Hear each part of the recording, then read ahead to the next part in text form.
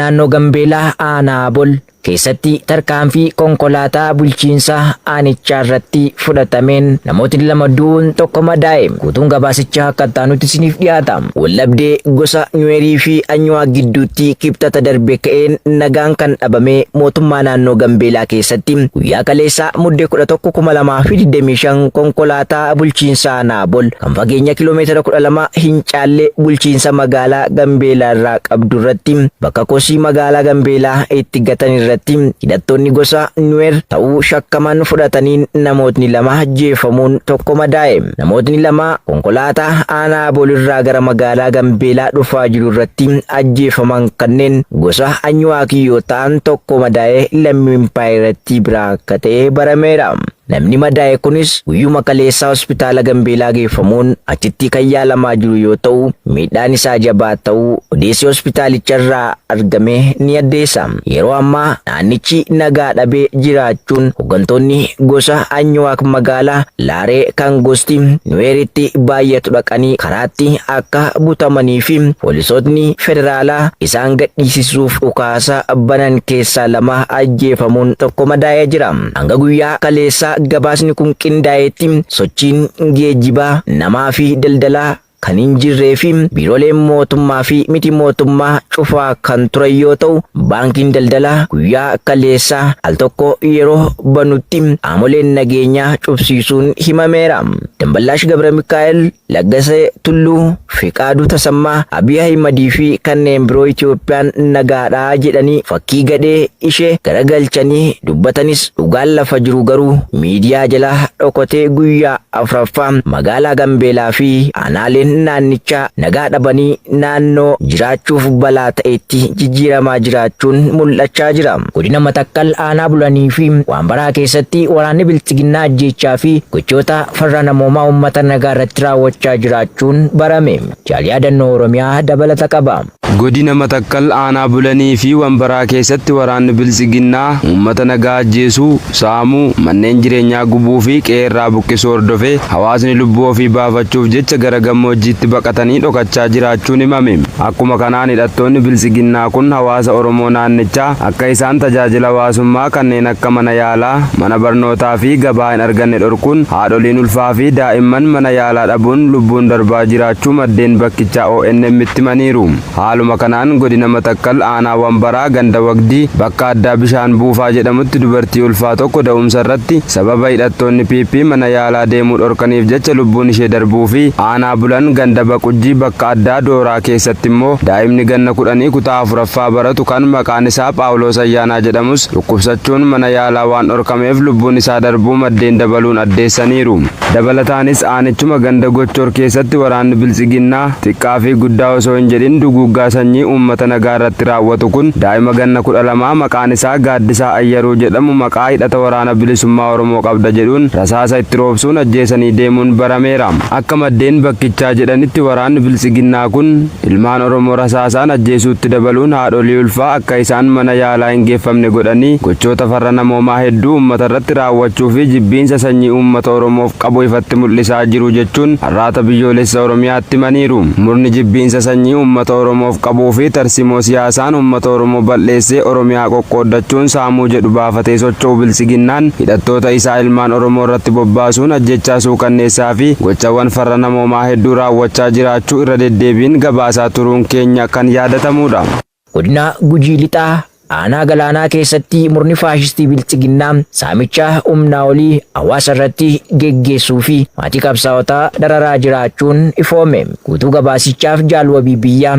Kibba Oromiyaa godina Gujii Lixaa aanaa Galaanaa fi gandoota hedduu keessatti kaabinee fi karreen bilchiginaa waraana da'oo godhachuun uummata nagaa maqaa maatii qabsaa'otaatti jedhuun saamicha humnaa olii irratti raawwatan lammeessuu jiraattonni har'aata biyyoolessa Oromiyaaf eeranii jiru. Eeruun ONM qaqqabee akka addeessutti muddee 11 2025 ganama irraa kaase waraanni faashistiin PP uummata ganda 3 irraa dirqamaan walitti qabuun ooyiruu maatii qabsaa'otaa jechuun ganda bultoo fi jirmee dibbee qoongaa keessatti otongoree ooyiruu namoota hedduu kan guddinni isaa hektaara 2,000 fi walakkaa ol ta'u irraa buqqisanii tumachuun maddeen arraata biyyoolessa Oromiyaaf addeessaniiru. Haala kanaan namoonni midhaan isaanii jalaa saamame keessaa muraasni hangeeruun kun qindaatti maqaa arganne areerii uddeessaa jalaa kuntaala 25, beqqe shumijuu kuntaala 22, shubboo badhaasoo kuntaala 19, shubboo burqaa kuntaala 23, roobaa diinoo kuntaala 20 yoo ta'u aadde beqqe shumijuu kan jedhaman ooyiruu keessaa qabanii mana hidhaatti galchuun dararaa kan jiran ta'uu fi walumaa gala naannicha irraa midhaan kuntaala 100 ol jiraattota jalaa saamamuun oomishni namuu of jireessuuf halkanii fi guyyaa itti rakkatee qotatee shiftoota piippiin fudhatame kun hawaasa naannoo sanaa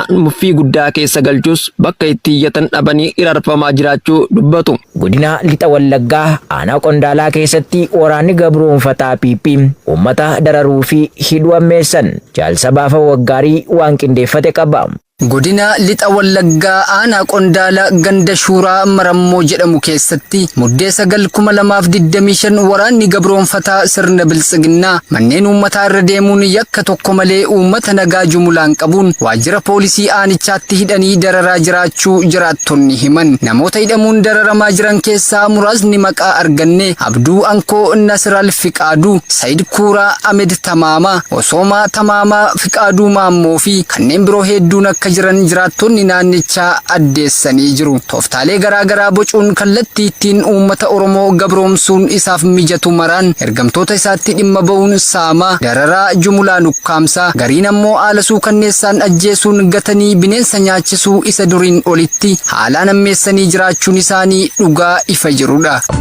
Godina Baha Wallaggaa aanaa Haroo Limmuu keessatti waraanni maafiyaa bilchiginnaa saamichaa fi ajjeechaa raawwachuun dhaga'ame. Gabaasa qindaa'eef Jaal Yaadannoo Oromiyaa. Godina Baha Wallaggaa aanaa Haroo Limmuu ganda Bashir Dhibbaa jedhamu keessatti waraanni maafiyaan bilchiginnaa gaafa muddee 9/2025 loon 350 ol qonnaan bultoota jalaa ooffatanii deemuu jiraattonni gandichaa arraata biyyoolessa Oromiyaaf addeessanii jiru. Haaluma kanaan ganda Bashir Dhibbaatti jiraattota bakka addaa Ambaltaa kan ta'an namoota maqaan isaanii Obbo Margaa Fayisaa, Obbo Dassaalee Tigilee, Obbo Taammiruu Olaanii, Obbo Lammeessaa Ayyaanaa, Obbo Gammadaa Jaarraa, Obbo Olaanii Goobanoo fi Aadde Chuuchee Toleeraa kanneen jedhaman jalaa loon 350 ol ooffatanii gara mooraa waraanaatti galfachuu jiraattonni gandichaa ifoomsanii jiru. Kana malees guyyuma kana murni hawaasa nagaa ajjeesuu akka gootummaatti lakkaawwatu bilchiginnaan jiraattuu ganda Taanoo fi haadha ilmaan 8 kan taate harmee maqaan ishee Aadde Dassee yookaan Chuuchee Qanaa jedhamtummoo sababa tokko malee rasaasaan waadanii ajjeesuu jiraattonni dabaluun addeessaniiru. Murni bilchiginnaa kutaalee Oromiyaa cufa keessatti miidhaa lubbuu fi qabeenyaa ulfaataa uummata Oromoorraan ga'aa kan jiru yoo ta'u qaama hidhatee wallaansoo isaan wal qabaa jiru dheessuun gara qe'eetti deebi'ee maqaa deeggartootaa fi maatii qabsaa'otaati jedhuun hidhaa, saamicha, ajjechaa, gubaatii manneenii fi rakkoowwan namoomaa garaagaraa geggeessaa jiraachuun ni beekama. Godina Lixa Wallaggaa aanaa Baaboo Gambeel keessatti waraanni gooleessaan bilchiginnaa dargaggoo tokko ajjeesan. Jaalwabii biyyaa waan qindeeffate qaba. Gareen ajjeesuun Muhammuda jechuun afaan jolloqfatee haasaa tolfachuun miidiyaatti ba'ee ololaa ture. Hojiin immoo guyyaa tokkoof illee nagaa yaaduu irraa ajjeesee teessoo isaa tolfachuu irratti xiyyeeffatee jiru bilchiginnaan hangarraatti illee bifa addaan ilmaan Oromoo ajjechaa inni geggeessu keessummeessaa jiru. Godina Lixa Wallaggaa aanaa Baabboo Gambeel ganda Daamotaa mana jaartee bakka addaa Mootora jedhamu keessatti waraanni balguun dhiiga dhangalaasee dhuguu baree pirezidaantii bilchiginnaa Abiyyi Ahmad irraa qajeelfama fudhataniin ilmaan Oromoo keessa labanii uummata goolaa kan jiran gaafa muddee 11/2025 dargaggoo maqaan isaa Shuuddii Ibraahim Abdiisaa jedhamu badii tokko malee rasaasaan waadanii ajjeesuun maddeen ONM'tti himan. Akka maddeen arraata biyyoolessa Oromiyaatti himanitti dargaggoon kun hawaasa keessatti jaalala uummata bal'aa naannoo isaa waliin jiraatu keessatti qabaachuu fi jireenya dhuunfaasaa jiraachuu malee deeggaraa dhaaba siyaasaa miti jechuun ibsaniiru. Dabalataanis jiraattonni aanaa Baabboo Gambeel akka jiranitti gochaa murni bilchiginnaan duratti raawwachaa jiru kan himamee dhumu miti jechuun miraariin guutameen kan himan yoo ta'u bara bulchiinsa bilchiginnaa keessa rakkoon dura ga'aa jiru danuudha.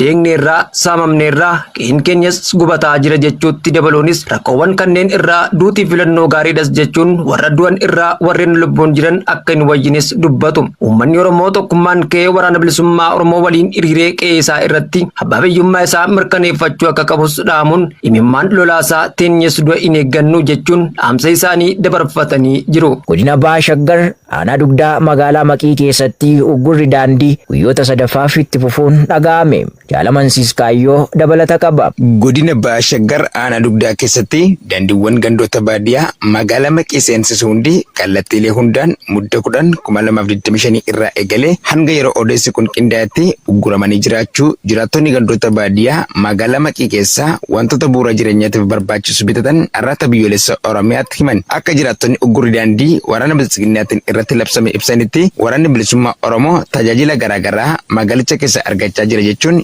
yaada fudhatama hin qabneen uummata magaalaa fi baadiyyaa addaan dhorkanii jiru. Qonnaan bultoonni gandoota baadiyyaa magaalichaa oomisha biqiltuu kuduraalee fi muduraalee garaagaraa oomishuun magaalaa Finfinneef dhiyeessuun kan beekaman ta'us yeroo ammaa kana tajaajilli geejjibaa hundi murna bilisiginnaa kan biyya bulchine ofiin jedhaniin dhorkamuu hordofee kuduraa fi muduraaleen hedduun ooyiruu irratti bilchaatanii jalaa baduun kasaaraa hamaaf isaan saaxilaa jiraachuu ibsaniiru. Sodaan waraanni garboonfataa PP waraana bilisummaa Oromootiif qabu yeroo irraa gara yerootti dabaluun uummata meeshaa maleeyyii irratti reebicha, hidhaa, ajjechaa fi meeshaalee gurguddaa kallattiilee uummanni baay'inaan jirutti dhukaasaa turuun gabaasa yeroon araadni biyyoolessa Oromiyaa qaqqabsiisaa jirudha. Godina Kibba Lixa Shaggar aanaa Tolee keessatti waraanni bilchiginnaa mana barsiisaa tokko gubuun ifoome. Guutuu gabaasichaaf Jaalee Rangameessaa. Godina Kibba Lixa Shaggar aanaa Tolee ganda Basii Abukeekuu keessatti waraanni bilchiginnaa muddee 11/2025 mana jireenyaa barsiisaa maqaan isaanii Girmaa jedhamu meeshaalee mana keessaa tokko osoo hin hambisin ibiddaan gubanii barbadeessu jiraataan gandichaa tokko arraata biyyoolessa Oromiyaaf addeesse. Akka jiraataan gandichaa kun jedhutti waraanni badiif bobbaafaman kunneen barsiisaa siyaasa kamiyyuu irraa bilisa ta'e kan dhaloota abdii boruu dukkana wallaalummaa keessaa gara ifa beekumsaatti baasu galata isaaf malu wallaaluun mana jireenyaa malee hambisan jechuun dabalee addeesseera. Gochaa hammeenyummaa barsiisaa kana irratti raawwatame kanaan barsiisonniif jiraattonni gandichaa gadda guddaa keessa galuun abdii tokko illee bilchiginnaa irraa kan hin qabne ta'uu barsiisotaa fi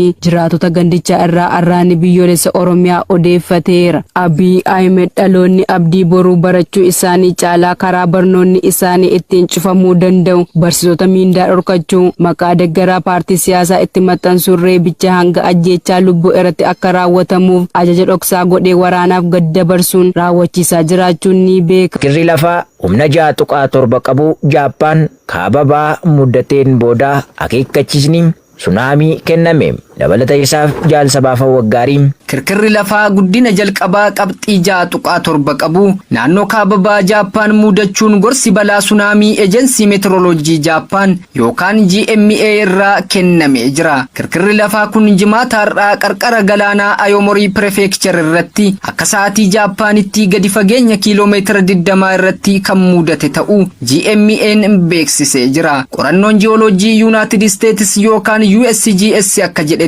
kirkirri lafaa kun safartuu qabxii 6.7 akka ta'e ibsee jira. Abbaan taayitaa dambii niwukileeraa Jaappaan akka jedhetti dhaabbilee niwukileeraa naannicha keessatti wanti hin baramne battalumatti mul'atu hin jiru. Biroodkaastiin biyyaalessaa Jaappaan NHK akka jedhetti sadarkaan raafama kirkira lafaa kanaan dhufe kirkira lafaa guddaa qabxii 7.5 kan wiixata darbee naannoo wal fakkaatutti mudate daandii cicciree foddaa caccabsee fi dalga sunaamii hanga seentimeetira 70 ta'uu kakaasee gadi ta'uu ibsee jira. Kirkira lafaa wiixata darbee kan yoo xiqqaate namoota 50 madeesse ordofuun GMA'n jiraattota naannoo bal'aa kaaba Hokkaidoo irraa kaasee hanga Chibaa bahaa Tookiyootti torban tokko keessatti kirkirri lafaa cimaan deebi'ee mudachuu danda'u dabaluuf of eeggannoo akka godhaniif akeekkachiisa gorsaa addaa hin baramne kenne. Naannoon kaaba bahaa kun yaadannoo kirkira lafaa guddaa qabxii 9.0 galaana jalaa bara 2011 mudatee fi sunaamii kan kaasee yoo ta'u namoonni gara 18,500 du'an yookaan achi buuteen isaanii dhabameera jechuun Aljeeziraan